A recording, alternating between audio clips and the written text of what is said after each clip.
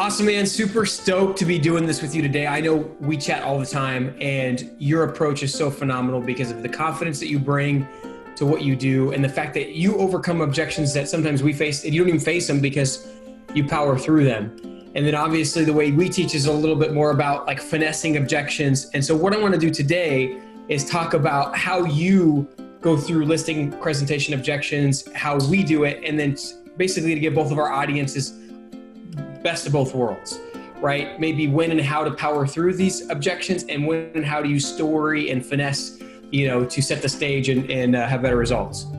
So that being said, what I want to do is I want to start off by asking some questions. I know that you're going on all these listing presentations. You probably get asked all the time, Chris, what do you do differently? So the great question. I do get asked that all the time. And the first, immediately when I'm asked that question, I'm almost offended by the question. Now, I don't, so there's a way to put that out there, right? So like, what do you do different? And I almost look at them like I do everything different. and just so you know, so obviously I'm going into a listing presentation with an expired or canceled listing most of the time. So I've got there, no, this isn't it, but I'll have the sheet in front of me as to what the other agent did. So I've almost got a cheat sheet as to what to be able to pick apart that the other agent did wrong. So that's very helpful. So, what do I do different? I do everything different. And look, I can see here that you were on the market for, and again, I'm redirecting the conversation. I'm diffusing what they just said to me, because they just tried to take the power away from me, right? Yeah. So I'm taking the power back. I do everything different. And it looks like you were on the market for, 60 days. I specialize in finding the one buyer on planet Earth that's willing to pay more than anybody else. And here's how I do it. And then I go right into how I do that. So, I do have a very systemized process that I work through, but the rebuttal for that always, for the most part, is because look, there are certain things that are the ante, right? You're going to have professional pictures. You're going to have a listing video.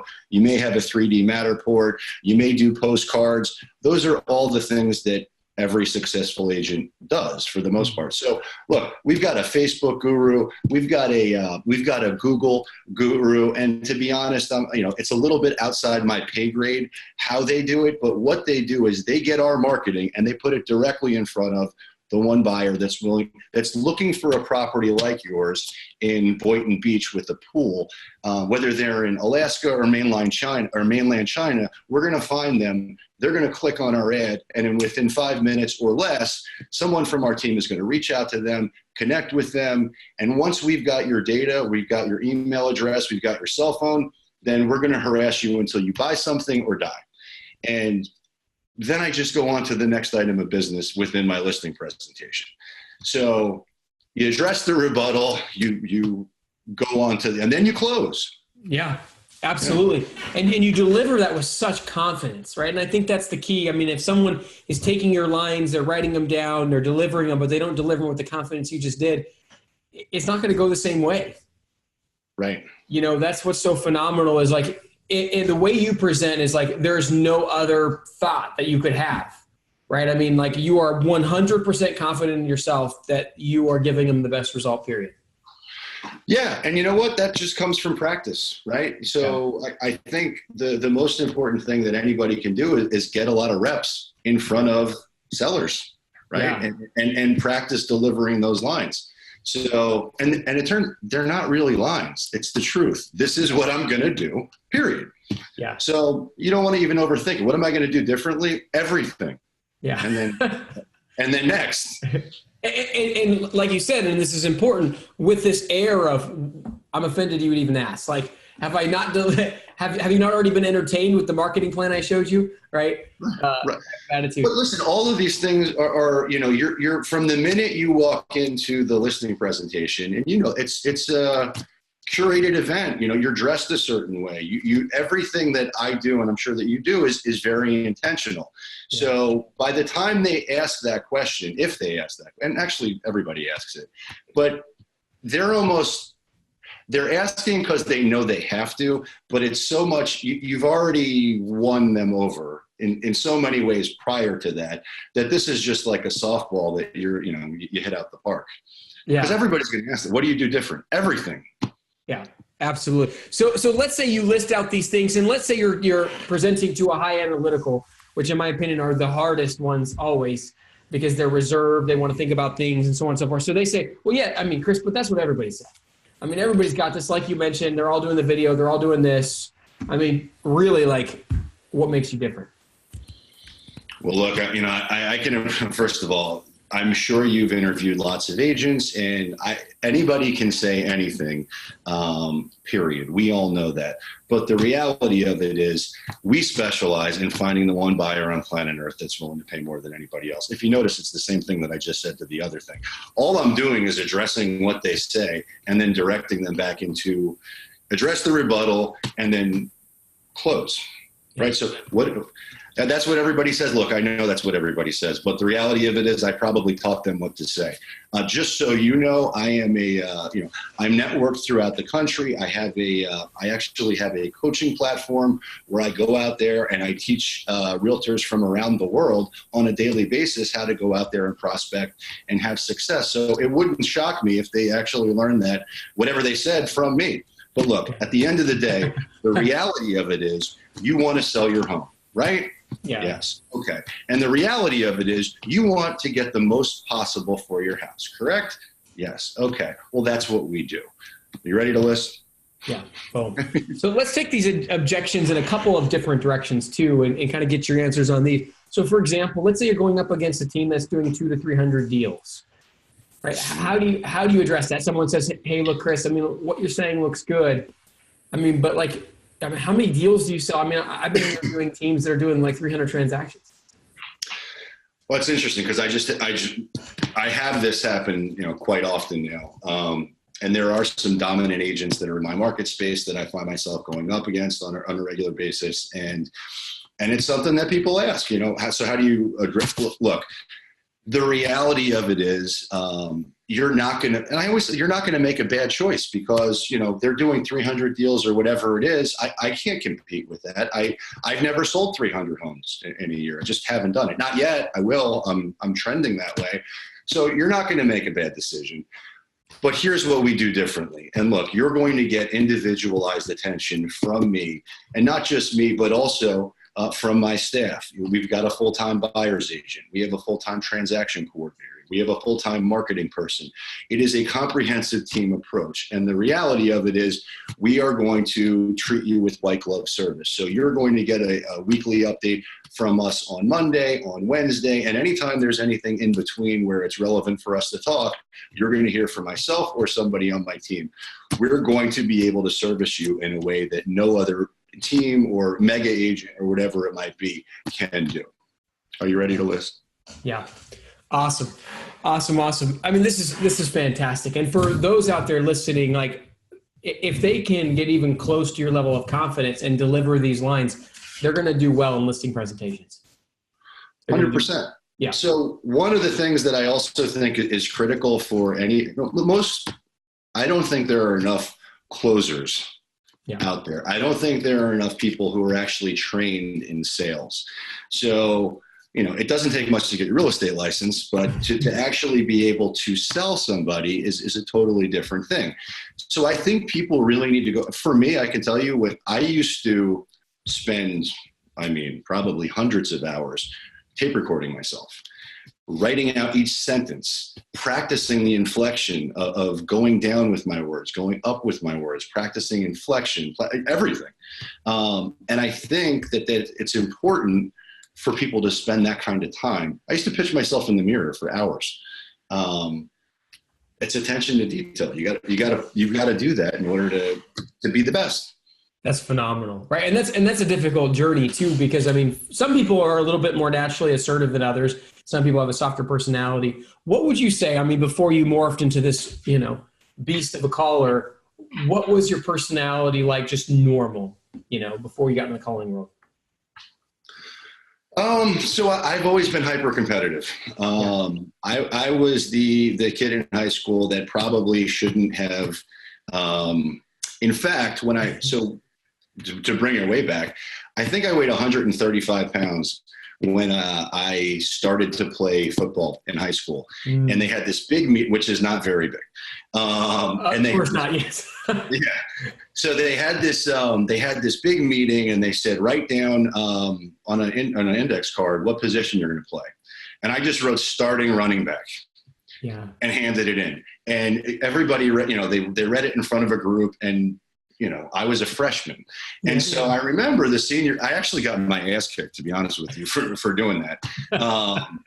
Not only did I get my ass kicked, I got my shoes stolen. Wow. But my point was, whatever the hardest challenge was, I wanted to meet that head on. And I've always been competitive that way. So my personality has always been, look, I might not start out the best, but I'm going to work my ass off to get to be the best at whatever I can be. That's phenomenal. Oh, dude, I want to hear the end of the story, man. So did you end up playing running back, or what ended up happening? Well, no, I didn't. I basically got my ass kicked that entire freshman season. But, by the time senior year came, I ended up being all city or whatever it was. And, and doing far more than I ever should have, based on my, physical talents. I just, I was the guy who was running up bridge embankments to challenge myself. I was the guy who was in the weight room, getting every extra rep I could get in to be the best I could possibly be. That's phenomenal. So start to tell me about your journey. So you're in high school, your competitive drive is just innate in you, right? You obviously carry that out on the sports field, but where did that take you? Where did you go after high school, and how did your journey progress?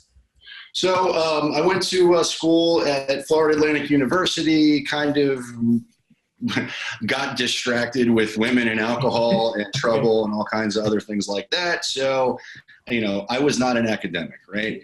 For a period of time, I worked with my father, who had his own company, and I could tell that wasn't the right fit for me either. Yeah. So I found myself kind of in a transitional spot where I wasn't sure what I was going to do next. And my dad, who I've always had a pretty good relationship with, said, Chris, I really think you've got a talent at sales.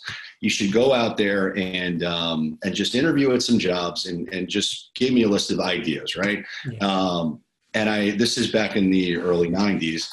So I went on the classifieds, and that's exactly what I did. I just looked through the classifieds.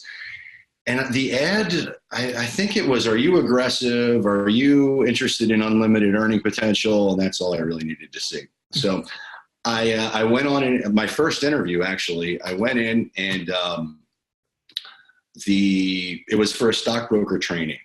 And the guy who I met with. This is like straight Wolf of Wall Street stuff, right? Oh, yeah. Well, I didn't know it at the time, but this is 100% exactly Wolf of Wall Street. Like, this is the firm I was with was one of Jordan Belfort's proteges. So okay. In Boca Raton at that point, these were like popping up everywhere. And so it was, now I didn't know any of this. I just knew that the guy that I met, who I thought was, I just looked at this guy and I'm like, if this idiot's doing it, I know I can make a lot of money. But he showed me his check for, I think he made $200,000 that month.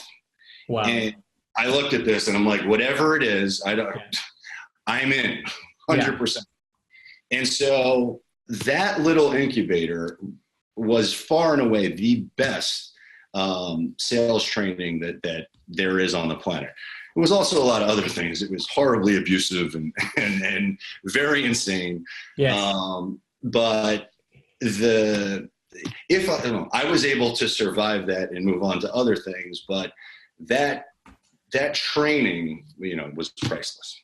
So kind of walk me through, obviously there's, examples out there that people have seen because of, Jordan Belfort becoming more out in the media and understood. But kind of walk me through like what they would do to train you, what your schedule was like. Wow. So the mindset and the intensity and the culture of these boardrooms was so hyper competitive that people would literally fight for a phone. There were people lined up. it's hard to imagine. Most real estate agents and real estate teams have trouble getting their agents to call at all. You're having to fight for your right to call. There were you had to fight for your desk space. You had to fight for your phone. You had to, it was a really aggressive, super macho, call boiler room. That's what it was. And it was to the point where, people, you probably get thrown in jail these days, but it was not uncommon to have phones duct taped to hands. It was not uncommon for people to, not even have a chair. You weren't allowed to have a chair.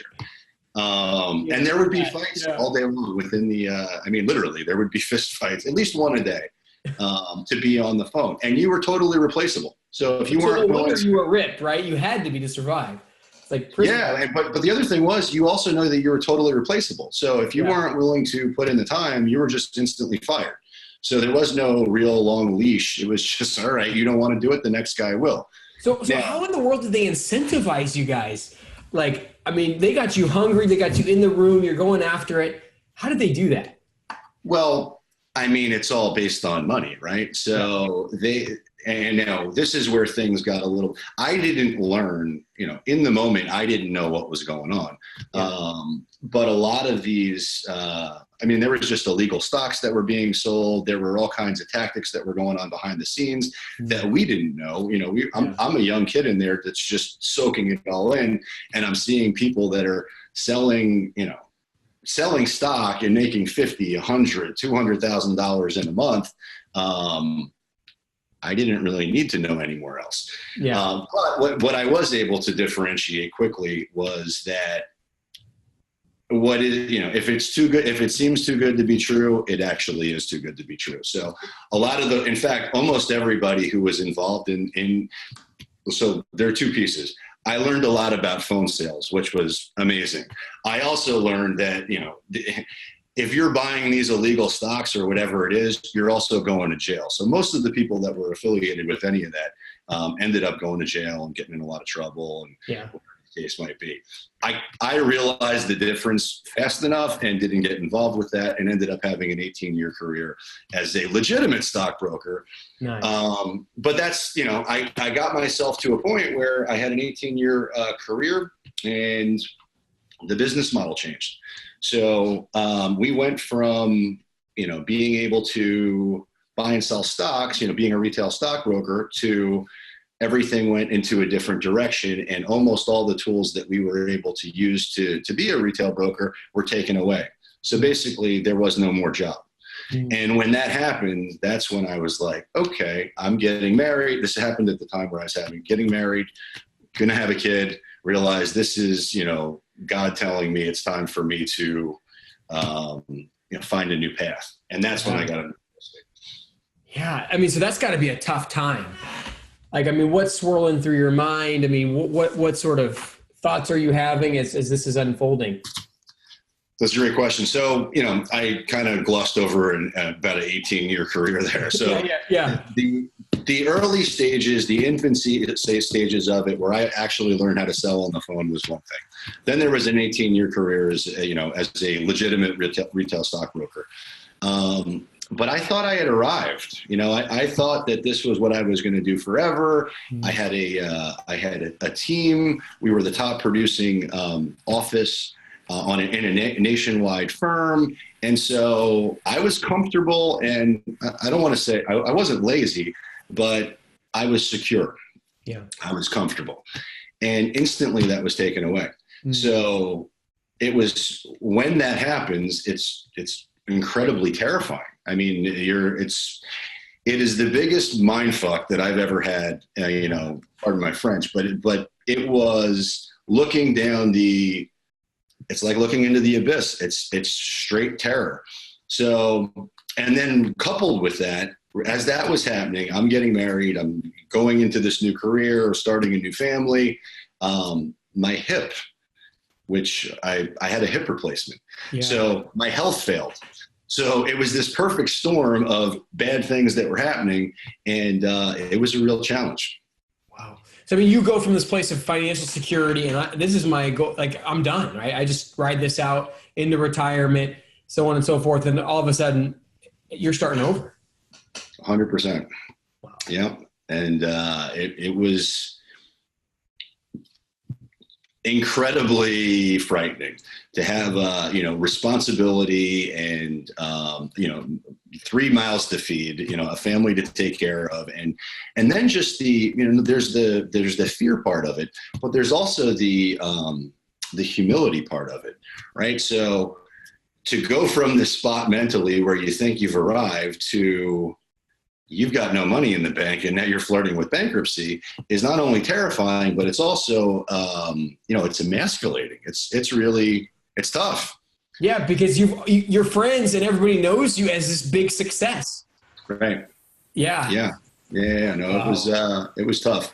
And I certainly, I needed a brand makeover anyway. So and everything happens for a reason. And it worked out exactly the way it was supposed to. Yeah. So, wow. Dude, I could literally dive into this part of the story for like hours, but just for the sake of getting through this thing, kind of take me back to, you're talking about having that boiler room experience. What are some things now that if you getting into real estate and if you were to build a sales team like that you would do that were legal and good to get people as trained as fast as possible and the confidence that you have and the skills that you have?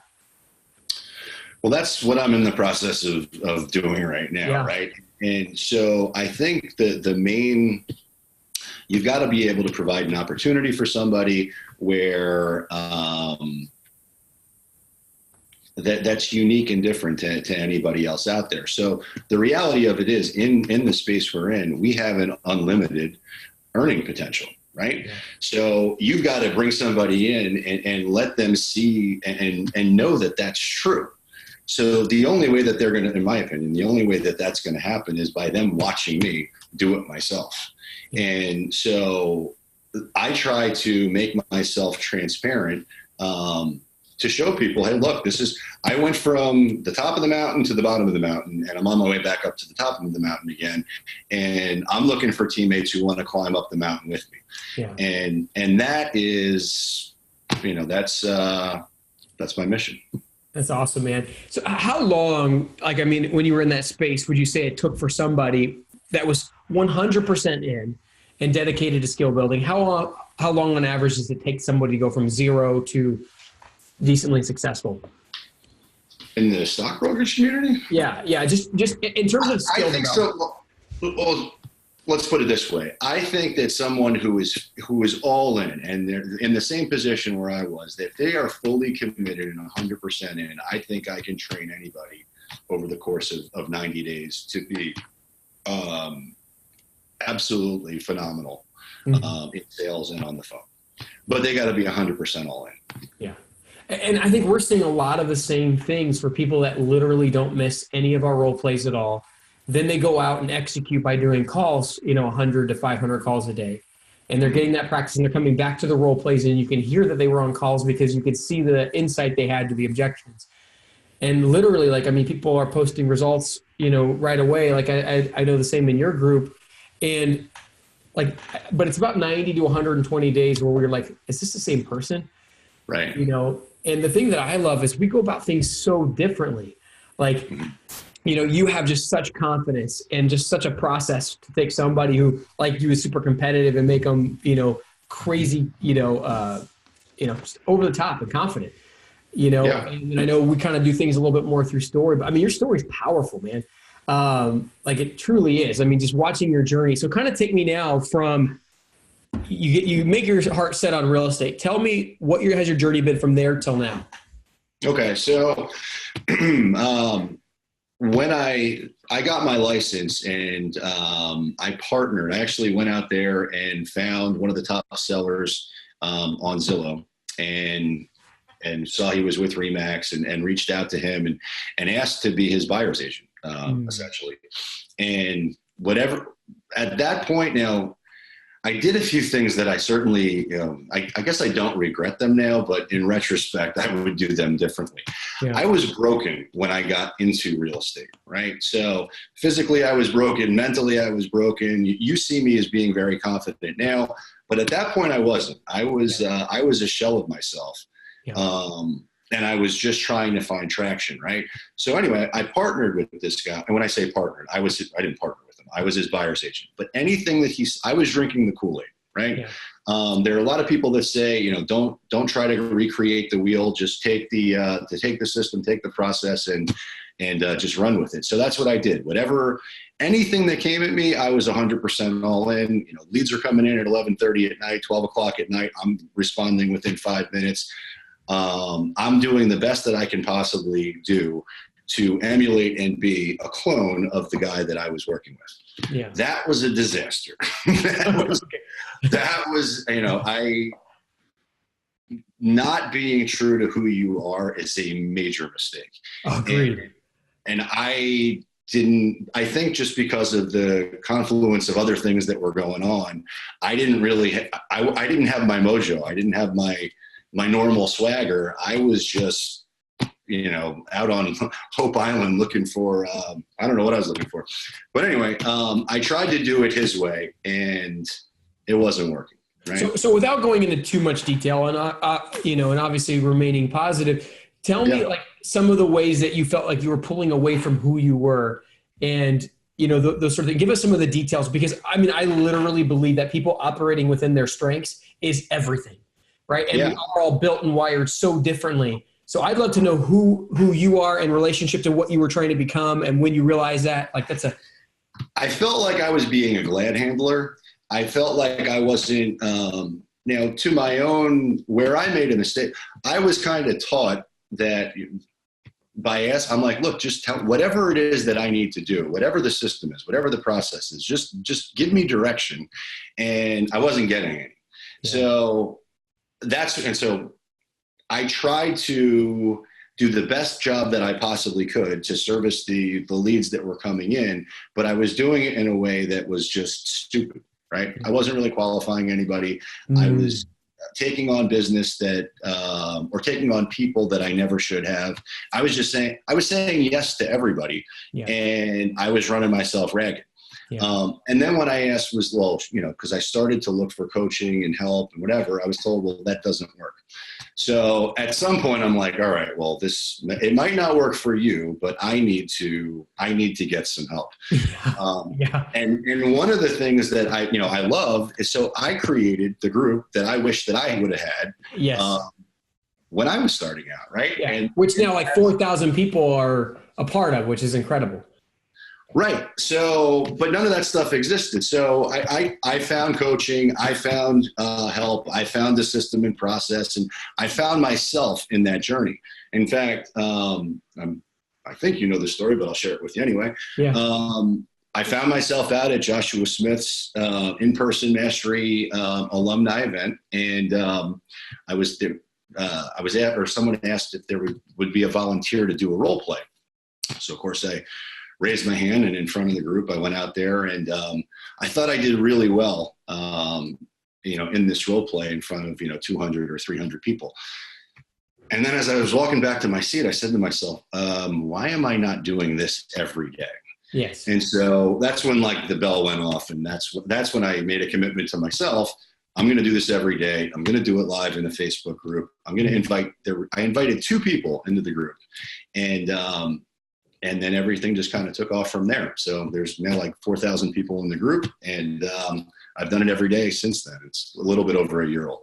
It's insane, man. In a year, that's like 10 people. That's more than 10 people a day that are being exposed and getting training that you never had access to, which is just incredible.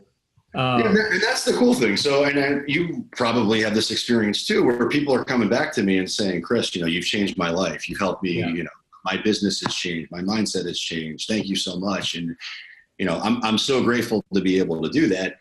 But the reality of it is with technology the way it is right now, to have an impact on so many people in a positive way, that is really, really cool. Yeah. Cool. Okay, so what I want to do now is I want to take some of your story, and I literally could spend another 5 hours on your story because it's rich. I mean, not only is it rich because you built some real skill sets that are applicable to how real estate works, but I mean, you've got some real ups and downs in your story. You know, I mean, you've had it all, you've lost it all, you've lived the American dream, and you know, now you've settled into a very successful real estate, you know, practice that you're building into a phenomenal team and so on and so forth. So let's kind of bring it back to the listing presentation and let's kind of bring in some elements of your story. Like, so for example, we're talking about, Chris, what is it that you do differently, right? So if we start to take your story, I want to kind of show you a little bit how this looks, right? Like when you say, I want to tell you a little bit about who I am, right? From a very young age, right? I was the most competitive kid on the planet, right? I was the guy, and you're just telling your story, I was the guy that literally at 135 pounds thought I was going to be the starting running back. And it literally took a bunch of seniors kicking my tail for me to realize that, okay, maybe I'm not going to be starting running back, but I'm going to be this, right? And then if you roll into your story about literally the stock brokerage world and how you're hustling, then when you talk about this is how I find the one buyer on planet Earth that exists, like it becomes so real to them. Like that's what I love about your story is it's so freaking powerful. Right? Yeah. Who else in your competition anywhere has the skill sets and the experience that you do? Nobody.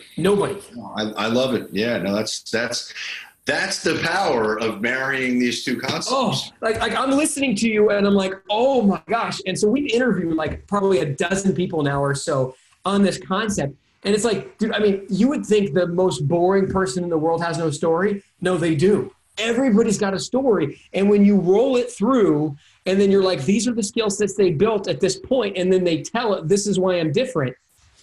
I mean, it is a thing of beauty. Yeah.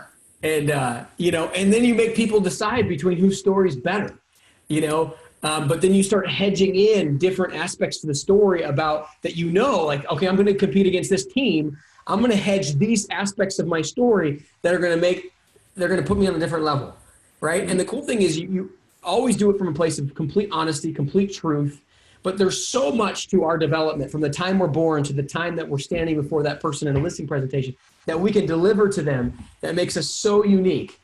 And I think your story is freaking awesome. Like, thank you. Yeah, I'm super pumped to continue our conversations because I know we talk so much and continue your story and then put it into the seller's guide and literally like take your confidence level and then marrying it with a storytelling ability. Like, I mean, good freaking luck to your competitors. I mean, we're already losing 7 out of 10 times from what you said, but like, I'm super excited to take this to where, I mean, maybe they win a half of a time out of 10, right? If that, I mean, this is incredible. You got a phenomenal story, man. So the thing that's really cool, and I honestly just hadn't considered it, is to be able to go in and really connect with the person and talk about my story is just a game changer, to be real honest with you. So I'm excited to bring that into my presentation. Because I mean, I just view you as being one of the most confident, get it done guys out there. And when you add that element of, I'm going to be vulnerable with you, Mr. Seller, right now by telling you my story. Sure. Like, even though you're going to tell it in obviously a really confident way, I mean, it adds an element of emotion and human to you that it's like, oh, dude, this is like a human robot. Like, I was going to use that word. It's funny because I think that I can get very robotic in some ways. And, you know, there are elements of my presentation as it is right now where, you know, I end up with talking about my family and showing a picture and connecting, but it never even occurred to me to go back and take the moment to differentiate myself by going deep into my own story, which I think that, I mean, I know that it will resonate. I think you're right. The vulnerability, I think it's a force multiplier. It's a game changer. It's a game changer. So for like me, my story is completely different than yours. I mean, I did have some sales experience going into business, but never in a boiler room setting, right? Yeah. I mean, like my previous job celebrated mediocre levels of success compared to, you know, what you're doing and what you did in that industry. But like, I also was a teacher. And so there's elements to my story where I can naturally share my heart for people. Like when that needs to come out, like for example, we were doing a role play today and they were talking about like, how do I know you're going to care? You're just a big team. Oh. And then boom, I'm like, hey, honestly, I was a math teacher. Like I was making 40 grand a year just so I could love on kids. But at the point when they cut my pay from there, I couldn't make it work anymore. So I had to go get a job where I could really provide for my family. But like that heart and passion for people is still in me. And then I kind of roll through the process, right? So like, there's times where I share almost all of my work history, times where I share just one job or one piece of one job, because there's elements that are going to show every aspect of who you are and how that relates to them emotionally, skill-wise, to the task that you're trying to accomplish. Right. And then you just... Well, I mean, if we go back to what my original answer was, so what do you do different? And my response to that was almost an arrogant, not arrogant, but almost... Very confident, we'll say. Yeah, everything. Well... I can still say everything, but just so you know, and then dial it back into my story. Yeah. And I think at that point they're eating out of. I think they're eating out of my hand at the end of my listing presentation. They'll be eating out of both hands. They'll be eating out of both hands. They're like, dude, this guy is two-dimensional. That's right. Yeah, yeah. I mean, and because what I find is there's a lot of people that have a really hard time getting to where you are in a confidence level. Right? And then there's other people that are wired like you and I are. And mine was a journey to become a little bit more emotional, I think, as yours is, right? And so it's the standpoint of people are coming from two different sides of the spectrum. Some are naturally more emotional and soft, and they can easily tell their story.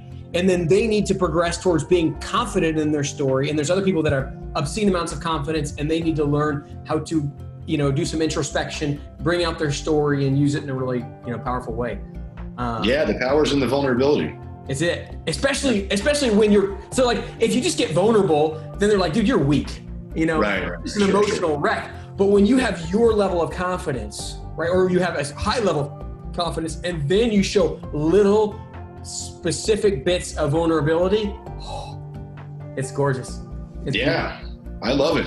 Yeah, so awesome, man. Well, again, thanks so much for hopping on, and this was epic, and we'll just keep developing the storyline, and obviously I'm super stoked to get you your seller's guide and get you out there. Awesome, I love it. Thank you, Matt.